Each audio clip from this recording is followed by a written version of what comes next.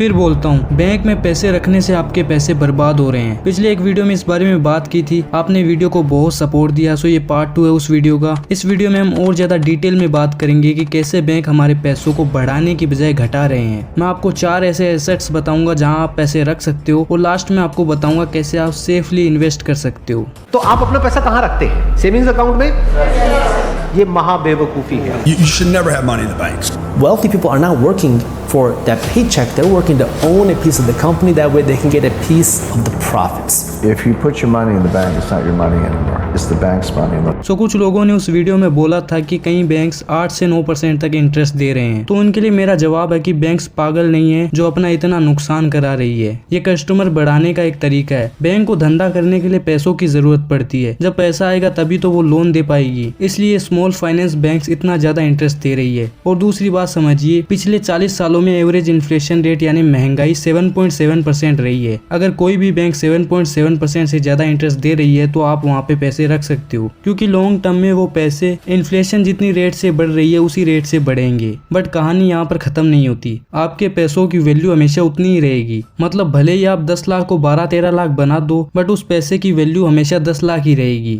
और आगे जाकर ये बैंक्स अपने इंटरेस्ट रेट को जरूर कम करेंगी। मेजोरिटी बैंक्स इंडिया में 5 से 6% इंटरेस्ट देती है, और ज्यादातर लोगों के अकाउंट्स इन्हीं बैंक्स में हैं। सो इसका मतलब है कि ज्यादातर लोगों को 5% इंटरेस्ट मिल रहा है। आप इन्वेस्टमेंट करके 12 से 15% रिटर्न को मिस आउट कर रहे हो। ये कितने होते हैं मैं आपको कैलकुलेशन दिखाता हूँ। ये हमने HDFC का कैलकुलेटर खोल लिया है। हम बैंक में 1 लाख की FD करेंगे 99 सालों तक। हम यहाँ पे इंटरेस्ट मान के चलते हैं 8%। लॉन्ग टर्म में इतना नहीं मिल सकता, बट मान लेते हैं आपकी सिर्फ 1 लाख रुपए 99 सालों के बाद बन जाएंगे 20 करोड़ 37 लाख रुपए। बहुत अच्छा अमाउंट है, लेकिन असली मैजिक आपको अब दिखाता हूँ। मैं इस इंटरेस्ट को 8% से बढ़ा के 9% कर देता हूँ। अब देखिए 20 करोड़ रुपए 50 करोड़ बन चुके हैं सिर्फ 1% बढ़ाने से। अगर हम इंटरेस्ट को 12% कर दें तो 1 लाख रुपए 745 करोड़ रुपए बन जाएंगे। अब बताइए आपको क्या चाहिए, 20 करोड़ या 750 करोड़? अगर इसी इंटरेस्ट को 12% से 15% कर दें तो ये अमाउंट और भी बड़ा बन जाएगा। लेकिन ऐसे रिटर्न्स मिलेंगे कहाँ? सो 4 एसेट्स बता रहा हूँ,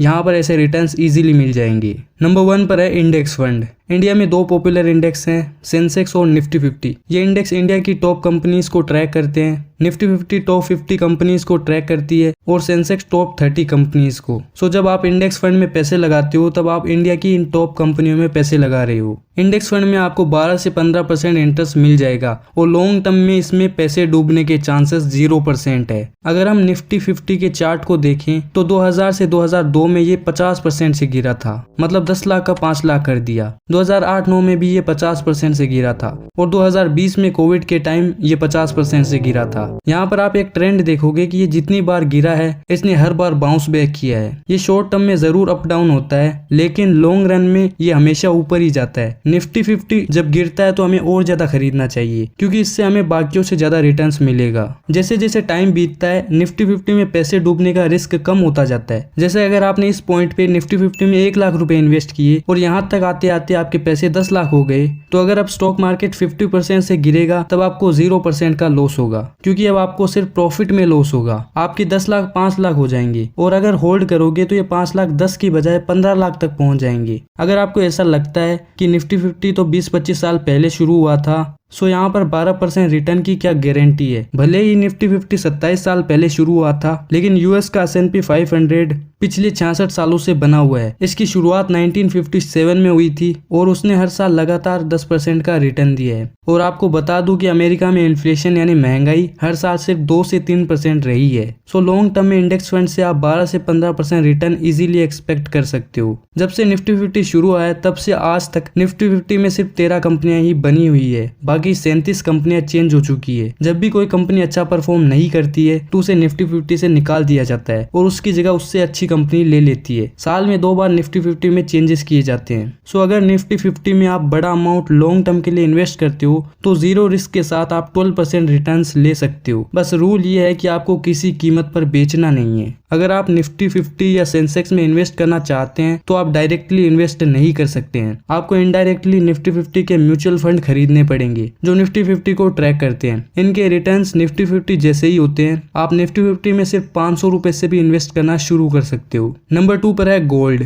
गोल्ड ने लॉन्ग टर्म में हमेशा इन्फ्लेशन को बीट किया है। 1925 में 10 ग्राम गोल्ड की प्राइस सिर्फ 18 रुपए थी और आज ये 60,000 रुपए चल रही है। आप ये रिटर्न खुद देख सकते हो। सो बैंक में पैसे रखने से अच्छा है गोल्ड खरीद कर बैठ जाओ, क्योंकि गोल्ड ने लॉन्ग टर्म में 8.61% का रिटर्न दिया है। गोल्ड एक ऐसा इन्वेस्टमेंट है जिसे आप कभी भी बेचोगे नहीं, क्योंकि गोल्ड के साथ हमारे इमोशंस जुड़ जाते हैं। इसकी ज्वेलरी बनाकर आप घर में यूज कर सकते हो।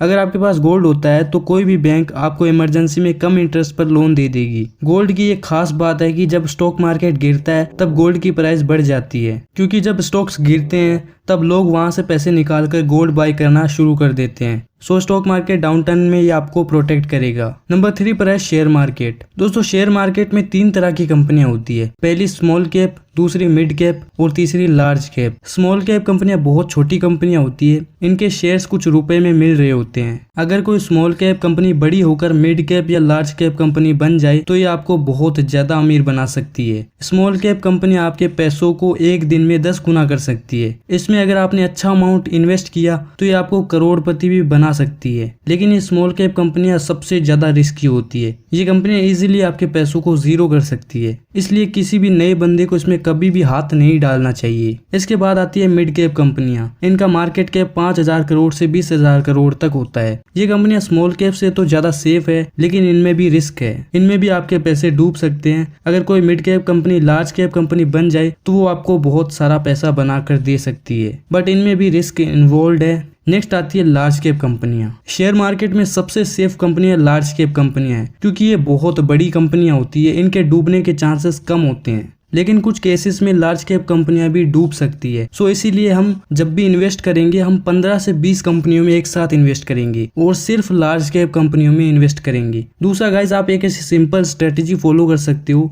कि आप निफ्टी 50 में जो 13 सबसे स्ट्रॉन्ग कंपनियां हैं जो आज तक 27 सालों से बनी हुई है, आप उनमें पैसे लगा सकते हो। बस आपको एक रूल को फॉलो करना है कि आपको लॉन्ग टर्म के लिए इन्वेस्ट करना है, स्पेकुलेट नहीं करना है कि कब ऊपर जाएगा कब नीचे जाएगा। आपको बस लॉन्ग टर्म का गेम खेलना है। अगर इन 15 कंपनियों में से 13 कंपनियां भी डूब जाए तब भी 2 जो कंपनियां वो आपके सारे लॉसेस को रिकवर कर देगी। इसके अलावा दोस्तों शेयर मार्केट में कुछ ऐसी स्ट्रेटेजी लोग फॉलो करते हैं कि वो जब सस्ता होता है शेयर तब खरीद लेते हैं, फिर इंतजार करते हैं कि कब वो महंगा हो, फिर वो उसे बेच देते हैं। इससे उन्हें कभी तो लॉस होता है कभी प्रॉफिट होता है, लेकिन ये अच्छी स्ट्रैटेजी नहीं है। अच्छी स्ट्रैटेजी गाइस लॉन्ग टर्म में होल्ड करने की है। जितना आप होल्ड करोगे उतना आपको ज्यादा रिटर्न्स मिलेंगे। इसके अलावा दोस्तों उन्हीं कंपनियों में इन्वेस्ट कीजिए जिनके प्रोडक्ट्स आप यूज करते हैं, जो बहुत स्ट्रॉन्ग कंपनियां हैं, जिनकी मैनेजमेंट ठीक है, जिनकी फाइनेंशियल्स ठीक है। इससे आप अच्छे खासे रिटर्न्स ले सकते हो, निफ्टी 50 से भी ज्यादा रिटर्न्स ले सकते हो। इसके अलावा दोस्तों निफ्टी नेक्स्ट 50 भी होता है, उसमें भी आप पैसे इन्वेस्ट कर सकते हो चाहो तो। निफ्टी 50 से यहाँ पर ज्यादा रिटर्न्स मिलते हैं। निफ्टी 50 के बाद की 50 कंपनियां इसमें आती है। नंबर 4 पर है रियल एस्टेट। रियल एस्टेट की सबसे बड़ी दिक्कत है कि इसमें इन्वेस्ट करने के लिए बहुत सारे पैसों की जरूरत पड़ती है, और दूसरा लोगों के दिमाग में सवाल होता है कि क्या खरीदें, घर खरीदें, दुकान खरीदें, ऑफिस खरीदें या जमीन खरीदें। और तीसरा फ्रॉड। रियल एस्टेट में फ्रॉड बहुत होता है। सबसे पहली प्रॉब्लम है कि इसमें बहुत सारे पैसे लगते हैं, तो इसके लिए गाइस आप रीट यानी रियल एस्टेट इन्वेस्टमेंट ट्रस्ट में इन्वेस्ट कर सकते हो। इससे आपको रियल एस्टेट में एक छोटी सी पार्टनरशिप मिल जाएगी। जो कंपनी रियल एस्टेट को ओन करती है वो शेयर्स की तरह लिस्टेड होती है, तो आप उनमें डायरेक्टली इन्वेस्ट कर सकते हो। छोटा अमाउंट आपको वहां से डिविडेंड आने लगेगा जो उन रियल एस्टेट का किराया ही होगा। इसके बारे में आप और रिसर्च कर सकते हो। दूसरा सवाल है कि क्या खरीदें, घर खरीदें, ऑफिस खरीदें, वेयर हाउस बनाएं, जमीन खरीदे, क्या खरीदें। तो गाइस आपको बता दूं जमीन में सबसे ज्यादा रिटर्न्स हैं, सबसे ज्यादा एप्रिसिएशन जमीन में ही होती है। सो अगर आपको इन्वेस्ट करना है तो जमीन खरीदिए, आपको सबसे सस्ती मिलेगी